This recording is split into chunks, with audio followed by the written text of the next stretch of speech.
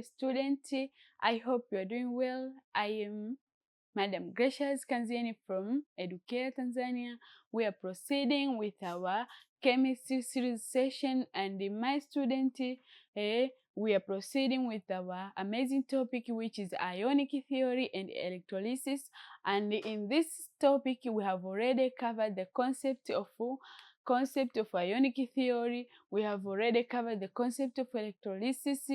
I hope you enjoyed the session, and now keep following. We are proceeding with another subtopic, which is all about the laws of electrolysis. In these laws of electrolysis, my students, we are going to see the different ideas proposed by scientists concerning the electrolysis. Here, there is a direct relationship between the amounts of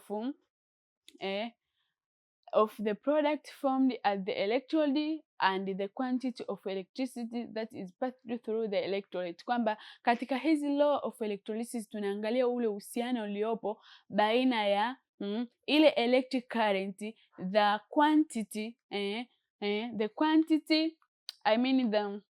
we're going to see the relationship between the amount of product formed at the electrode and the quantity. Kwa hiyo tunaenda kuona the amount of the product formed. Vile vile tunaenda kuangalia the quantity, ambayo quantity tunaenda kuangalia that's current, the way they pass through, in which quantity, plus the amount formed, the mass there. So we are going to see this relationship, and this quantitative aspect of electrolysis was first investigated by the Michael Faraday and is summarized into two laws known as Faraday's law of electrolysis. Kwamba huu uchunguzi wa hiki kiwango au kiasi, the quantity. When we talk about quantitative, we are talking about the quantity, kiasi fulani. So hiki kiasi ambayo tunaangalia ile quantity au ile amount iliyopo, uhusiano wa amount na quantity ambayo ni ya ile electricity ambayo imekuwa used in the electrolysis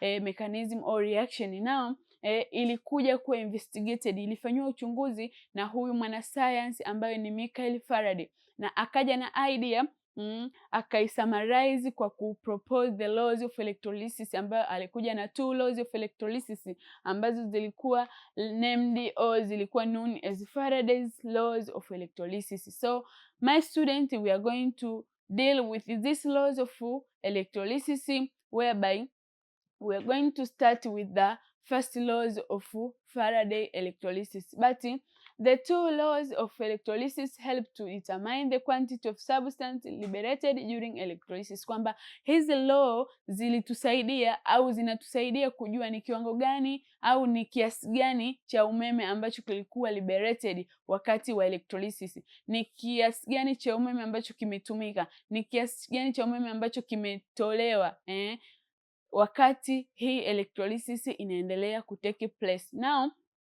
the law depend on the three factors which are, yani law hii law ya Michael Faraday yenyewe alikuja na idea tatu. The law zake zilidependi kwenye the three factors. The first factor is time, kwamba there is a time during the production of electrolysis, during the way electrolysis tend to be produced, or the way those reactions take place, so as they can drive the non-spontaneous reaction. So there is a time, but also the magnitude of the current supplied. So kuna kiwango cha umeme, magnitude. When we are talking about magnitude of current, is another factor of this concept of the law of Faraday. Now another is charge on the ion of the element, kwamba charge ya zile element.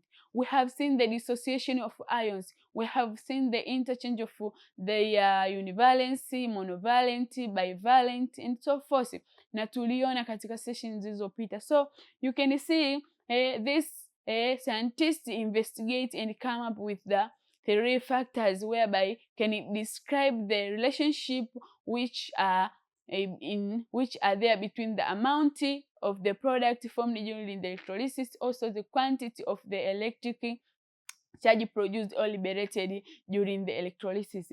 Now let us start with the Faraday first law of motion, or Faraday first law of electrolysis. Now, Faraday first law of electrolysis relates the mass of substance liberated and the quantity of electricity used to liberate it, kwamba yenyewe inahusisha masi ya quantity au masi ya substance na mass ya substance liberated, mass ya substance ambayo imekuwa liberated, vile vile na quantity of electricity ambayo imekuwa liberated, kiwango cha electricity ambacho kimekuwa liberated. So this is how the first law came with this idea.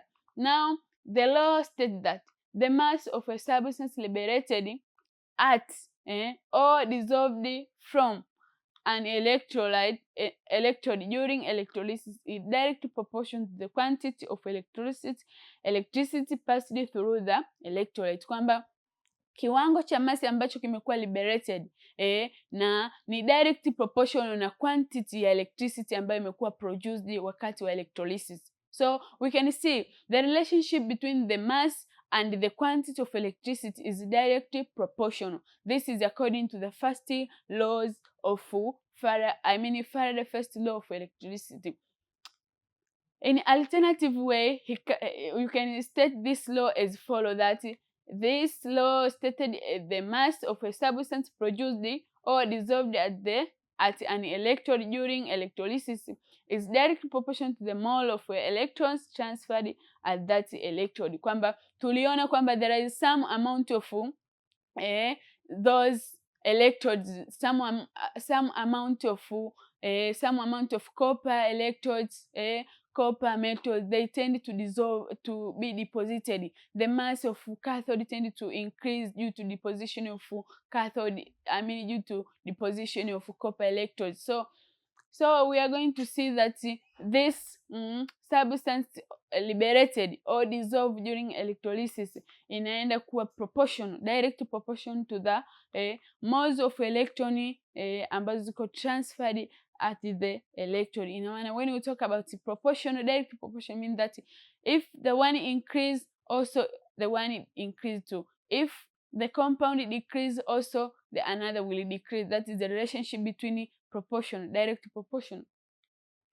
Now, the law is used to calculate the masses of metals such as copper deposited at the cathode by working out the change in mass at the cathode, kwamba hii law ilitumika kufind those masses ambazo zimekuwa deposited at the cathode. Tuliona katika zile selective electrolyte ambayo tuliona kwenye electrolysis of copper sulfate with copper electrode. Tuliona kwamba ile copper ilikuwa the copper which was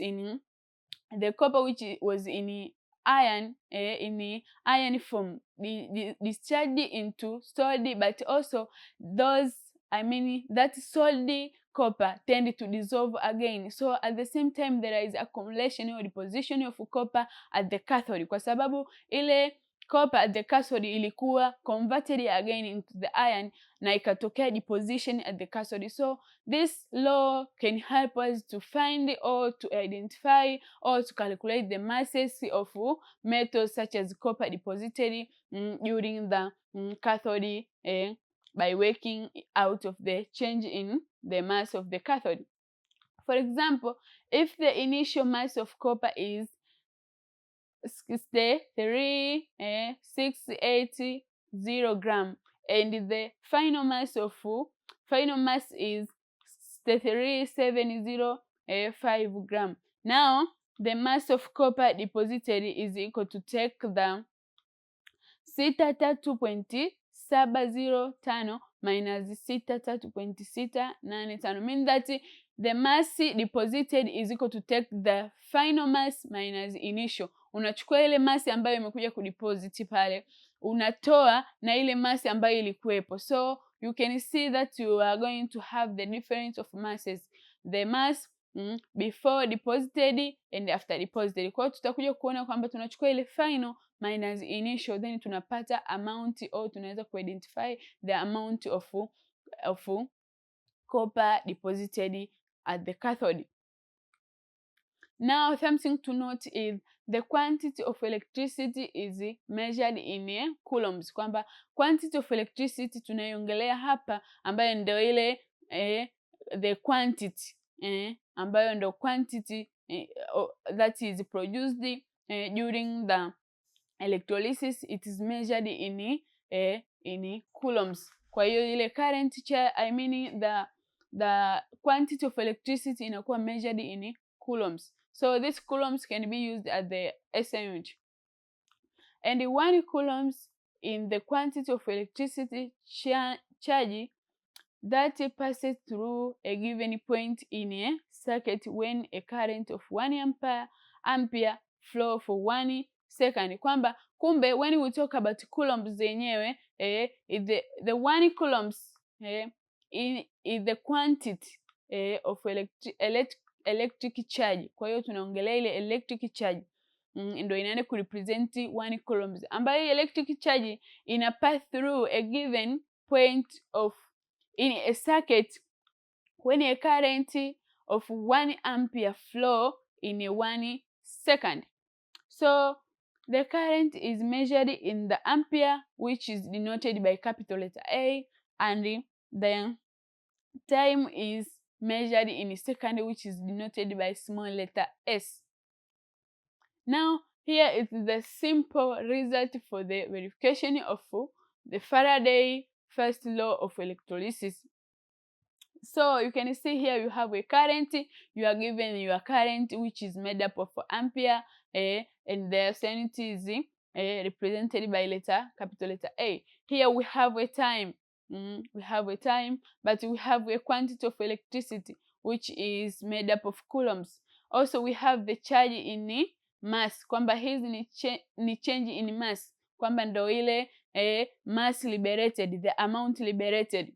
Now as you can see here you have 0.26 7, another current una 0.567, 0.783, 1.067, 1.317, 1.067, but the time we have it is constant from 0.267 up to 1.317, ni 300 yote ipo constant time.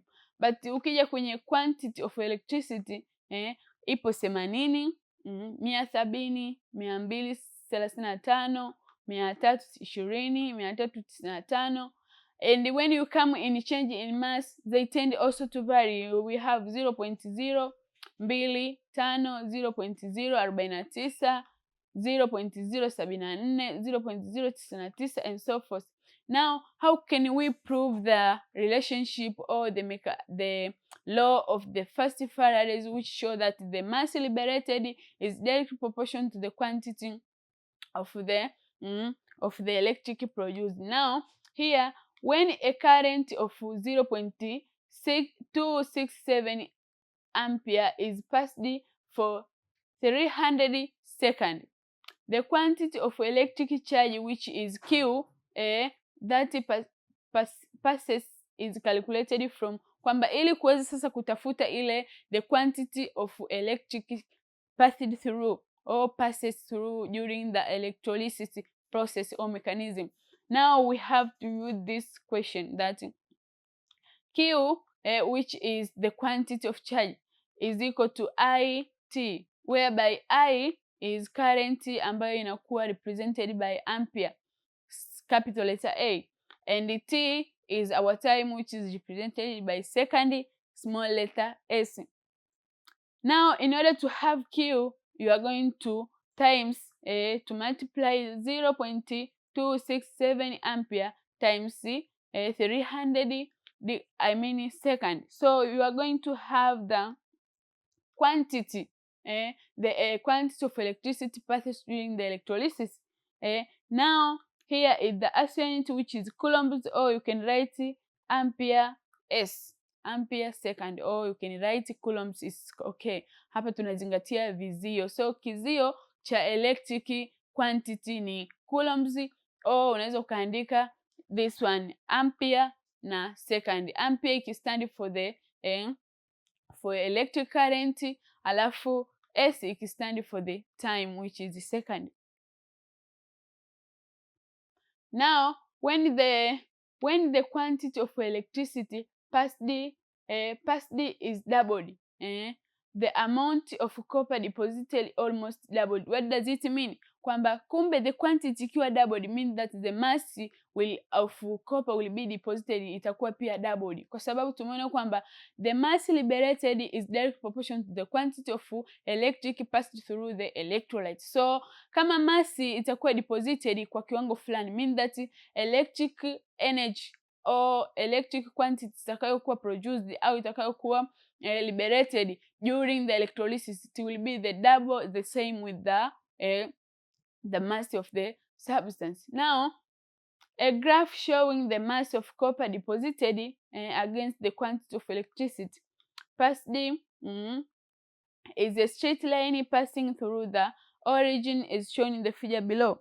Now this is a graph which shows the representation between the mass of the copper against the quantity of electricity. So you can see our nature of graph. It is passed straight. It is made up of a straight line in nature which is from the origin. What does employ in this graph? Mean that as you increase the mass is where the quantity of electricity also increase, or as we decrease the mass is where the quantity of electricity tends to decrease. So you can see here, once you have 1 point ukiwa na 150 quantity of electricity, hapa una 0.05 mass of copper deposited. But also once you have 0.2 then you are going to have the 600 quantity of electric charge. So the way you increase the quantity of electricity is where the mass liberated at the large amount. So this means that the quantity or the mass is directly proportional to each other. Now if M is the mass of a substance deposited, I is the current of electricity passed, and T is the time in the second. Now Faraday's first law of electrolysis is expressed as follow, kwamba kama mass ni ile amount or the mass of a substance ambayo imekuwa liberated or deposited, vile vile I ni current. We're talking about the current, electric current, but T is all about time. Now the first law of electrolysis, the Faraday first law of electrolysis, itakuwa expressed as mass is direct proportion to IT.